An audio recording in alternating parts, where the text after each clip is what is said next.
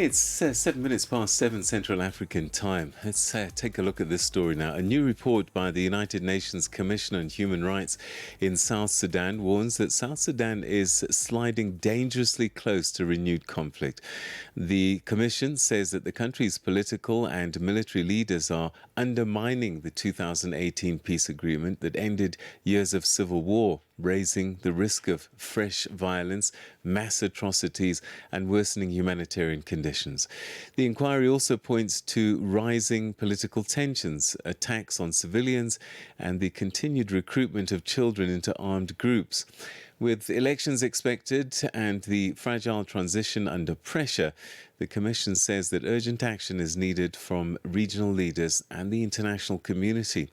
Well, to discuss the findings, we're now joined by Yasmin Sooka, who's the chair of the UN Commission on Human Rights in South Sudan. Thank you very much indeed for joining us and welcome to the program.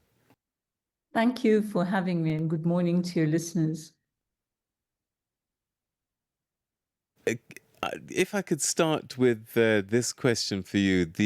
Your commission warns that South Sudan's leaders are effectively dismantling the 2018 peace agreement that ended the civil war. What evidence did you find that reached this conclusion? Well, you know, the Commission, the Revitalized Peace Agreement makes arrangements for a new constitution and electoral reform, as well as the unification of the armed forces. And all of this was supposed to happen before any elections take place in South Sudan. In December, of course, the president unilaterally amended the agreement, indicating that there would be no new constitution and that, in fact, the country would go to elections in December this year. What he also did was, of course, place his first vice president under house arrest.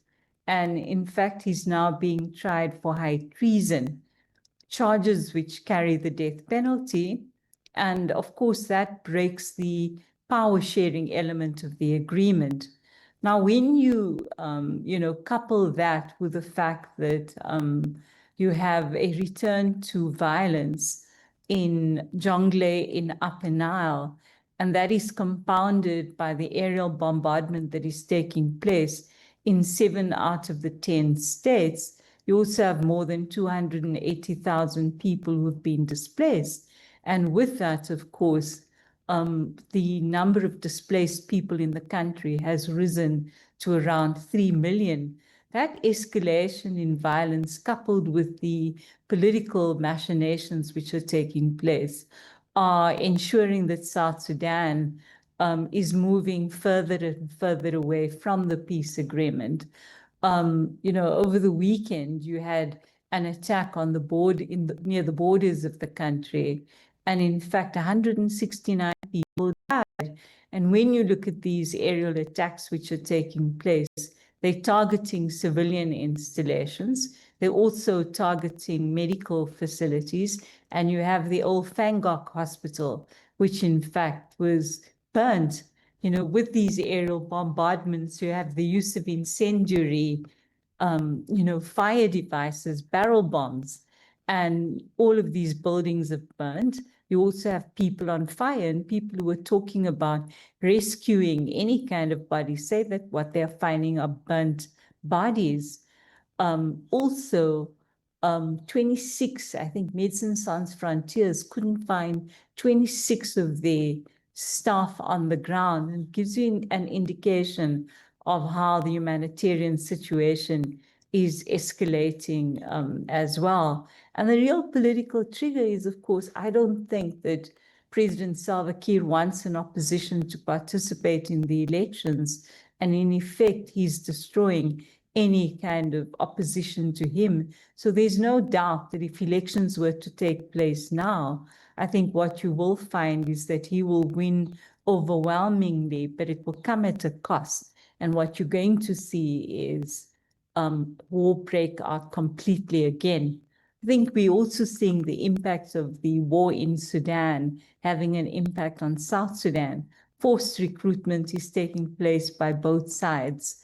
And you have the involvement of, Uganda in the aerial bombardment in Jonglei.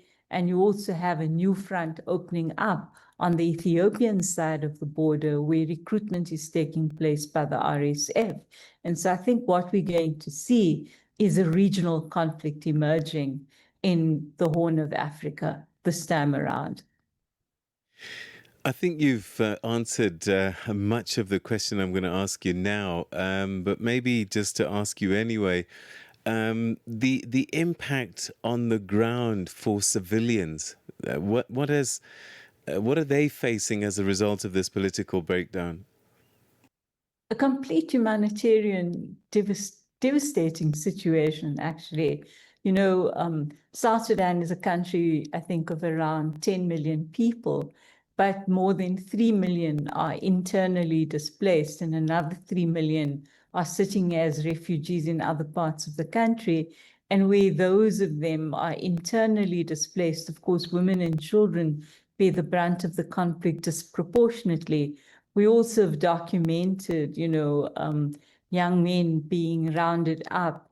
They're collected in Juba, and in fact, they are given uniforms, no training, and they're taken off to fight on the front lines. And yeah, many parents, in fact, documented, have come to us asking, how can we find their children for them, because they've not heard from them at all.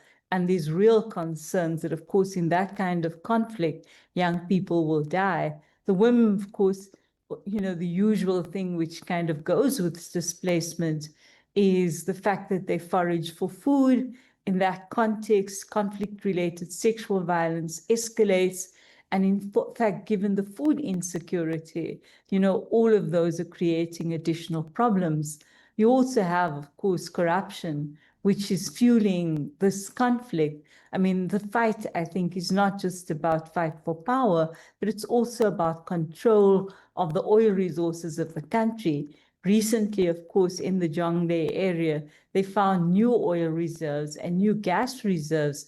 And of course, much of the fighting is about who is going to be able to run those particular areas. And in that, of course, you have the role being played by new kids on the block. You have the role of the UAE, which is guaranteeing loans which are unsecured except by the payment of oil, not just for now, but in the future. And that's mortgaging South Sudan's assets effectively.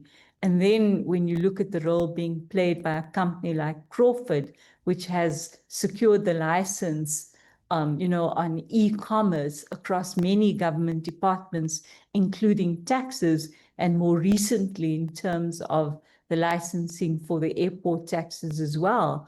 I mean, there has been no fuel at the airports in South Sudan because companies are just refusing to pay this third party because the money is not going into South Sudan's coffers.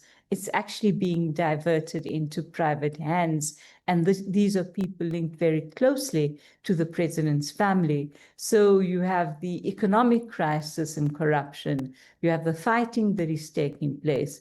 And with all of that, of course, prices are shooting sky high, and people tell you they can't even afford to buy the most basic necessities, which allow them to actually be able to live comfortably. And so all of that, I think, is moving South Sudan into a very, very dangerous place at this point. Yasmin, this region, Sudan, South Sudan, there's always been very strong currents of tribal and ethnic tensions. Is this what's fueling the conflict and the political tensions in South Sudan?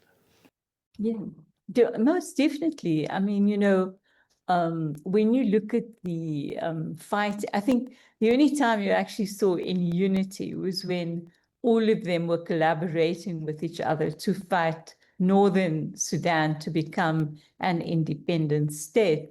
But the moment that separation happened, you then had the two major ethnic groups fighting each other. And in fact, the compulsion was to bring both of them to the peace table in 2015, 2016, and finally in 2018, the Revitalized Peace Agreement. And these involve, of course, the two main ethnic groups, the Nuers under Riek Machar, and of course, the Dinkas under President Salva Kiir. But you also have a whole range of other players who have been left out of the peace agreement. And so in 2024, you had the government of Kenya embark on what they call the Tumaini Initiative. And that was to bring in all of what one would call the outliers, mainly also involving groups like NAS, who come from the Equatorias region. And I think that's also been a big problem in South Sudan, that in fact the Equatorias, which were once regarded as the breadbasket of South Sudan, they were effectively left out of the peace agreement. The Tumaini process also collapsed. And in fact, that is why, this time around at the African Union Summit in February, on the margins of the summit, you had the head of the C5, South Africa, I think, President Cyril Ramaphosa, he initiated another process of dialogue, which I think has led to an agreement that the parties need to come to Pretoria, that Riek Machar needs to be released so that he can participate in the dialogue, and that the only agreement that matters to South Sudan, the most material one, is the Revitalized Peace Agreement, and that it's imperative to get the parties back to the agreement, implementing the provisions. Now, of course, I think even though President Salva Kiir agreed to that, you can see that he is like really balking at having to release Riek Machar. But without that, I think you're going to see South Sudan like really burn this time, like we saw in 2013 and 2015. What has also been quite striking, of course, that, you've seen a lot of defections with the ruling party being able to buy out commanders.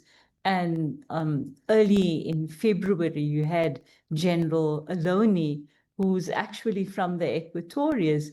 The command he gave to his men was leave nothing alive, ensure that you kill even the elderly, even chickens, and make sure that all houses are burnt.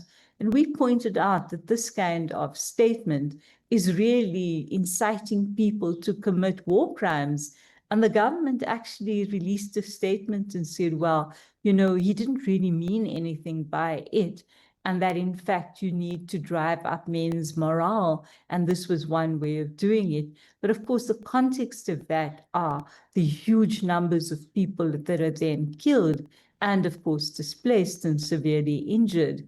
And I think that what you're seeing is like the rules of war have no application in this kind of conflict at all. We've pointed out, of course, that there's the area of command responsibility, and states, in fact, neighboring states, as well as the international community, need to make sure that they enforce sanctions on those who actually flout those rules, because those have been hard won after time. And in fact, the principles of distinction and proportionality and precaution certainly need to be observed. Of course, what makes it very difficult now is when you see powerful states, like we're seeing in the Middle East, observe none of those rules, then, these countries say to you, well, if they can do it, why can't we? And I think that's one of the biggest challenges that we're sitting with as well.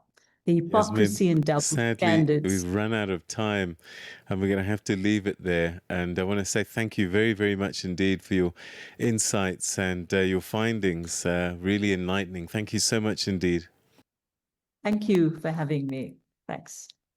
That was Yasmin Sooka, chair of the UN Commission on Human Rights in South Sudan, speaking to us about this growing situation in the country there, political tensions, and so many people being affected on the ground. Africa